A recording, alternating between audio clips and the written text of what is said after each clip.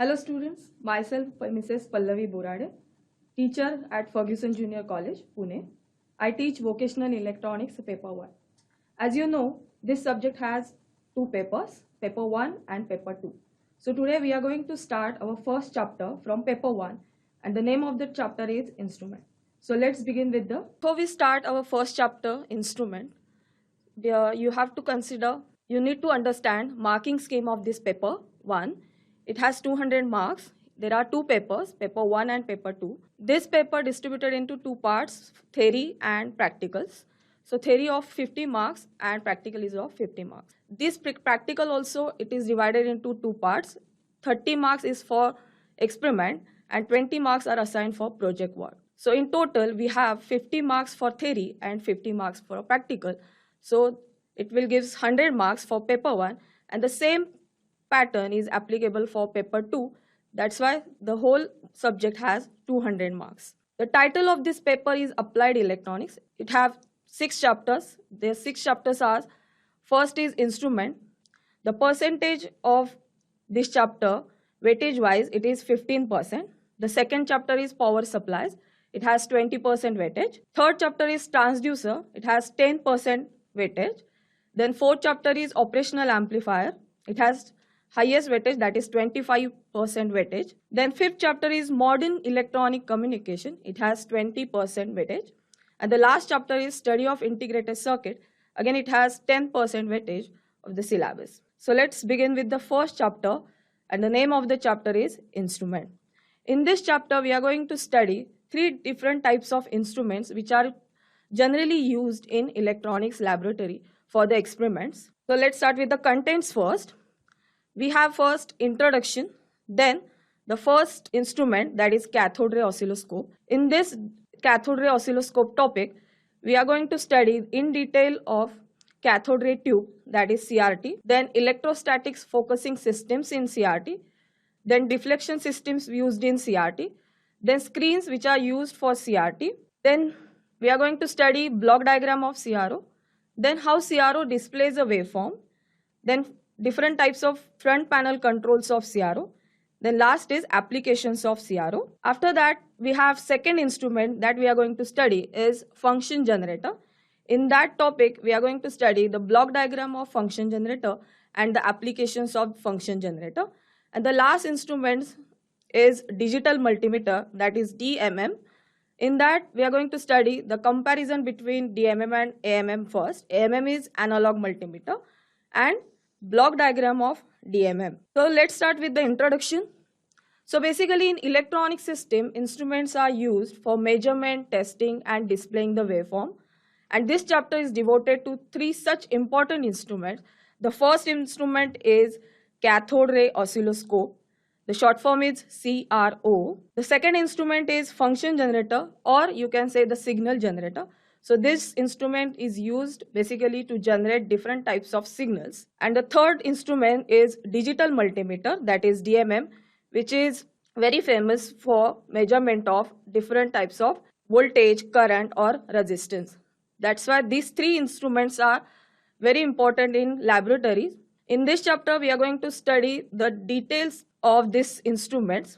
So let's start with the first instrument, that is cathode ray oscilloscope. The cathode ray oscilloscope, that is CRO, is a multi-purpose display instrument used for observation, measurement and analysis of waveform by plotting amplitude on y-axis and time on x-axis. Basically, this instrument is versatile instrument. Why it is called oscilloscope? Because this instrument shows variation or oscillations on the screen, and the oscillations are generated by cathode ray.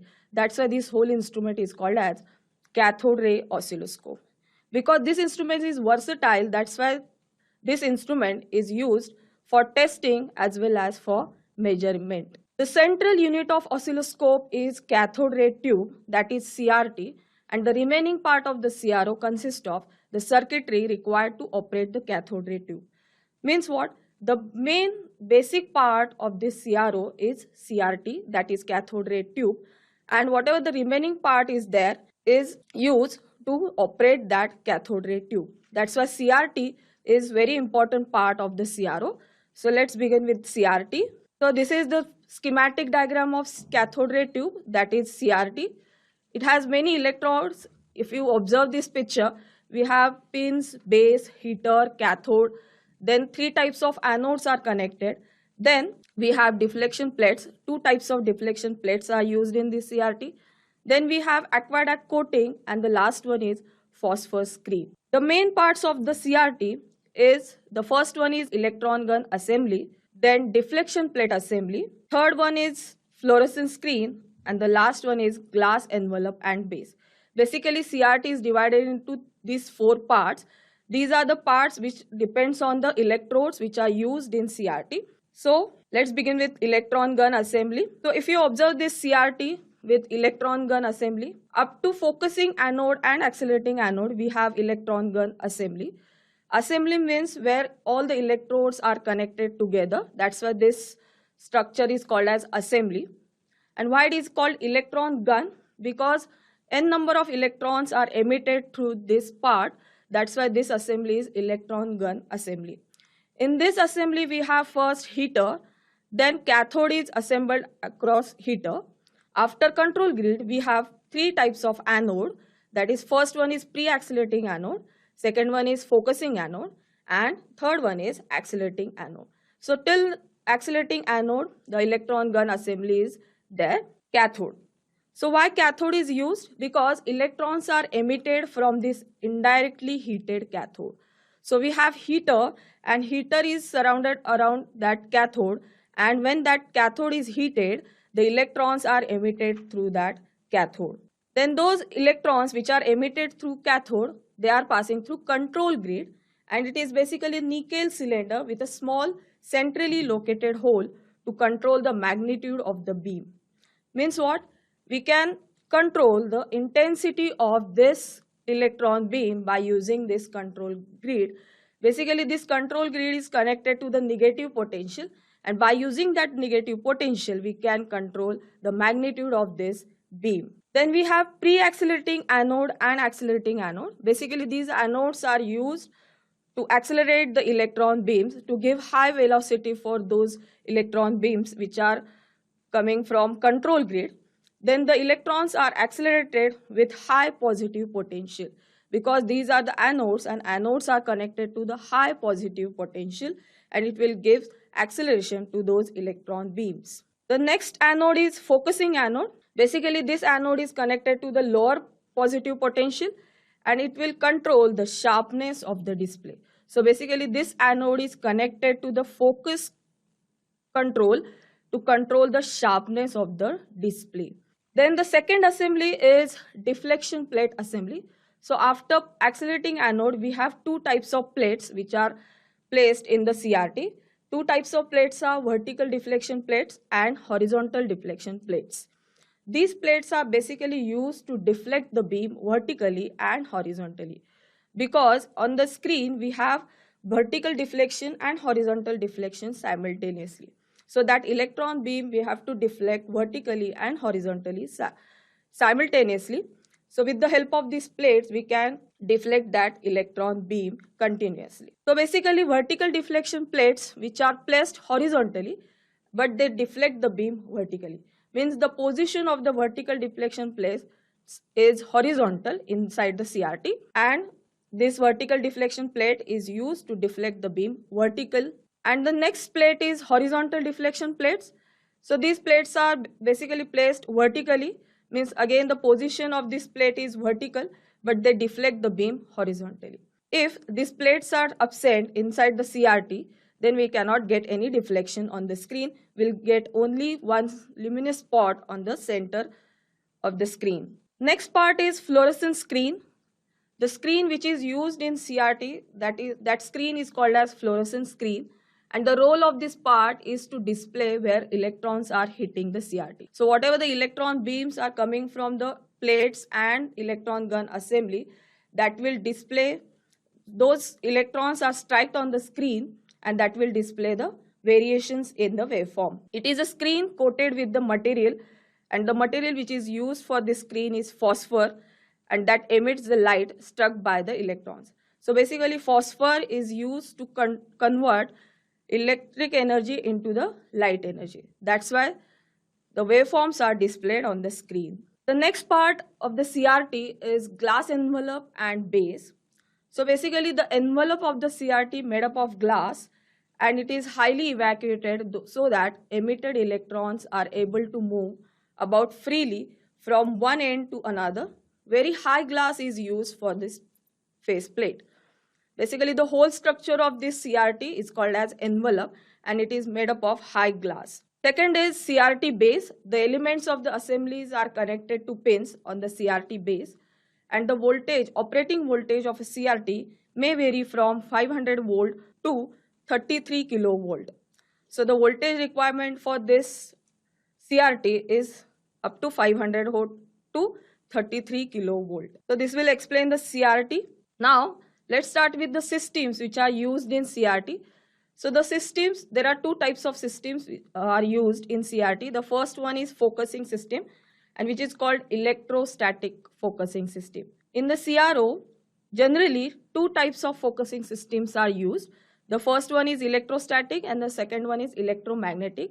In your syllabus, we have only electrostatic focusing system. So basically, this is the diagram for focusing system. Focusing system which is used to focus the beam, because the velocity of this electron beam is very high and we need to focus this beam at the center. That's why we will get the waveform, the final waveform on the screen. That's why this focusing system is required in the CRT. And why it is called electrostatic focusing system? Because the electric field is used to focus the beam at the center. That's why this system is called as electrostatic focusing system. So here, if you observe this diagram, you will see the n number of electrons are coming from cathode, then they passing through the control grid, and after that control grid, the electron beams are entered to the pre-accelerating anode, which is connected to the high positive potential. Then they passing through the focusing anode, which is connected to the lower positive potential, and after that they passing through the second accelerating anode to accelerate that electron beam. How electron beam gets focused in this system? So the electrons coming out of the control grid are accelerated by the high voltage applied to the accelerating anode.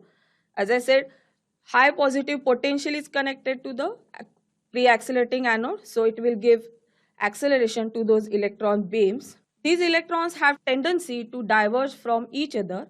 Therefore, the beam is focused to form a sharp image on the screen by using focusing anode. The focusing anode is connected to a lower positive potential than the accelerating anode. Because of this difference in potential and the equipotential surfaces between three anodes form a shape like a concave lens.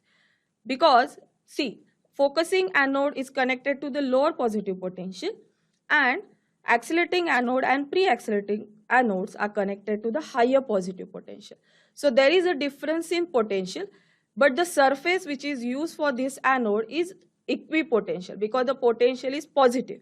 So it will create a concave lens pattern between this anode, and it will give conversion for those electron beams. So when the electron beam passes through this region, the electrons experiences a force in a direction normal to the equipotential surfaces. Therefore, the beam is converged into a sharp point on the screen. So these forces are used to focus the beam at the center.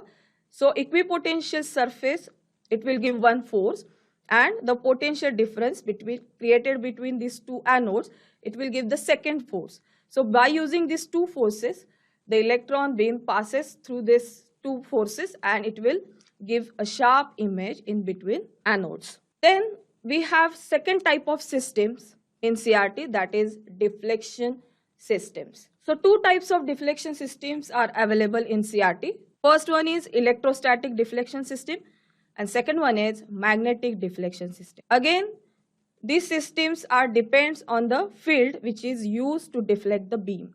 The first one is electrostatic, so electric field is used to deflect the beams, and in the second type of deflection system, magnetic field is used to deflect the beams. So let's start with the first deflection system, that is electrostatic deflection system. This is the diagram of electrostatic deflection system. If you observe this diagram, we have two types of plates which are connected parallelly. So these plates are basically horizontal deflection plates. The position of this plate is horizontal. So as I said, this position of this plate is horizontal means they deflect the beam vertically. So it is connected to the positive potential ED. So in between these two plates we have potential. So when the electron beams enter to this potential, across this potential, then that will attract that electron beam and it will follow the parabolic portion. After these plates there is no potential, so that's why electron beam is strike at the center of the screen. So hence we will get the vertical deflection on the screen by using these horizontal plates. So here electric field, that is electric potential, is used to deflect the beam. That's why this deflection system is called as electrostatic deflection system. One term which is described by this deflection system is deflection sensitivity. So basically the definition of this deflection sensitivity, it is denoted by capital S. The sensitivity is defined as the deflection on the screen in meters per volt of deflection voltage. The formula for S is D by ED. Basically D is deflection on the fluorescent screen, which is in meter, and ED is the voltage which is applied to the plates. The unit of this sensitivity is meter per volt or millimeter per volt. So you can measure the deflections on the screen with the help of this sensitivity. Application of this deflection sensitivity is, this system is used in all CROs. So let's take one example for this sensitivity. Example, the deflection sensitivity of a CRT is 0.03 millimeter per volt. An unknown voltage applied to the X plates causes the deflection of spot 3 millimeter horizontally. Find the value of unknown voltage. So here in this example we have deflections as 0.03 millimeter per volt. Then some unknown voltage is applied to those horizontal plates, that is X plates, and we will get deflections of 3 millimeter. Then we have to calculate the unknown voltage which is applied to the X plate. So the solution, if you put this given value in the formula, that is D by ED, S is equal to D by ED, deflection in multimeter, deflection in millimeter, then we have applied voltage is equal to 3 millimeter divided by 0.03 millimeter per volt. Then we will get the answer as 100 volt. So in this way, by using this formula, you can calculate the applied unknown voltage which is applied to the horizontal plates. So here 100 volt is applied to that X plates. Second type of deflection system, that is magnetic deflection system. So this is the diagram of magnetic deflection system. So if you observe this diagram, there is no plate which is used in this type of system, because if we are using plates, we will require some electric field. But here in this system, we are using only magnetic field to deflect the beams. That's why deflecting coils are used across this CRT.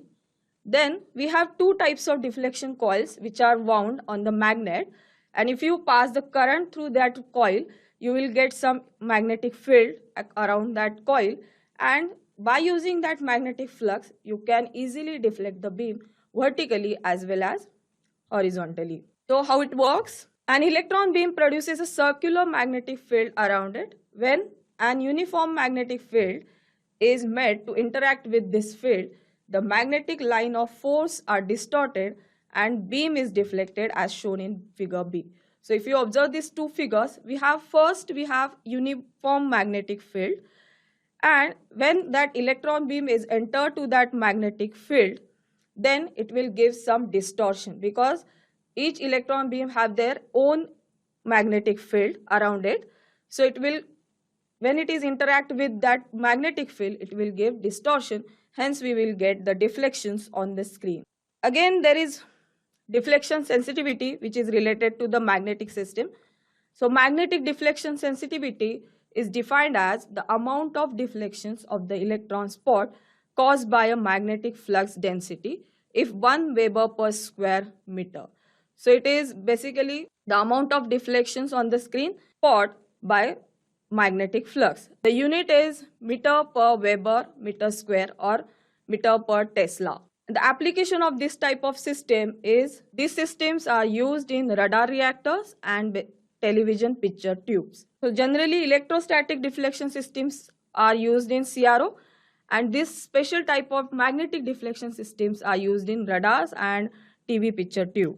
Then let's start with the screens for CRT. So there are different types of screens which are used in CRT. So the front of the CRT is called as the first plate. It is flat for smaller display and it is slightly curved for larger displays. The inside surface of the faceplate is coated with phosphor. A phosphor converts electric energy to light energy. So generally P31 type of phosphor is used in all CRTs. So whenever we talk about screens for CRTs, we need to understand phosphor first, the material which is used for screen. Why phosphor is used for screens? Because the phosphor is used to convert electric energy to light energy. Cathodoluminescence. So this is basically when the electron beam strikes on the phosphor crystal, it rises their energy level, and this is known as cathodoluminescence. So whenever electron beams are struck on the crystal of this phosphor, it will rise their energy level and we will get light on the screen. So this process is called as cathodoluminescence. Luminescence means the bright spot. Fluorescence. So fluorescence is the property of some crystalline materials like phosphor to emit light when stimulated by light radiation. So whatever the light which is emitted through that phosphor, the light is very bright. That's why this is called as fluorescence. The fluorescence bright color is emitted from that material, and that process is called as fluorescence. Phosphorescence. So when the electron beam is switched off, the phosphor crystals return to their state and release a quantum of light energy, and this is called the phosphorescence. So whatever these terms which are related to this screen, these are the process when we strike the electron beam on the phosphor. It will give first cathodoluminescence, then fluorescence, and when we switch off that electron beam, so it will again give some quantum of light energy, and that light energy is called as, or that process is called as phosphorescence. Persistence. The length of the time during which phosphorescence occurs is called as persistence of the phosphor. So the time which is required to switch off the electron beam and return to the energy level, that process is called as, or that time length is called as persistence of the phosphor. And whenever we talk about screens, this time for the persistence should be smaller. That's why writing speed of a phosphor is determined by the phosphor type and the crystal size. So a phosphor must be refreshed by electrons before the end of its decay time. The time which is required for persistence is called as its decay time, and the phosphor must be refreshed by the electrons before the end of its decay time. So as I said, the short persistence and long persistence means the time which is required for persistence, it should be short, and the short persistent phosphor required more frequent refreshes, and long persistence have loss of luminance efficiency at high beam current or fixed data use. So that's why most of this oscilloscope use short persistence, because they require less time to refresh. Phosphor because of their fast refresh capability. The P1, P11 and P31 are the example of short persistent phosphor. The higher the persistence, the better the quality of the display. One more layer is used for this screen of the CRT, that is aluminum layer. So this thin film of metal such as aluminum is usually deposited on the non-viewing side of the phosphor, and this has three effects. Why this aluminum layer is required for the screen? Because the metal layer acts as a heat sink and reduces the danger of the phosphor burn. Second is the light scattered from the phosphor is reduced by using this layer. And the third one is electrons which are struck at the phosphor release secondary electrons. So this layer is used to protect the phosphor layer. Next coating which is used to protect the phosphor is aqueduct coating. So those secondary electrons are coming from the aluminum layer. Those electrons are released by the bombarding electrons striking the phosphor coating. So these electrons are usually collected by the conductive graphite coating, and that is called as aquadag. And what is the application? The application is under certain condition the electrons may remain on the screen and cause a negative voltage buildup, and this would decrease the accelerating voltage of the beam. This charge buildup is prevented by the aluminum layer, which is connected electrically to the aquadag layer. So basically this aquadag coating is used to collect those electron beams, and it will reduces the damage of the phosphor layer. So this is the internal view of CRO. So if you open the CRO, internally it will look like this.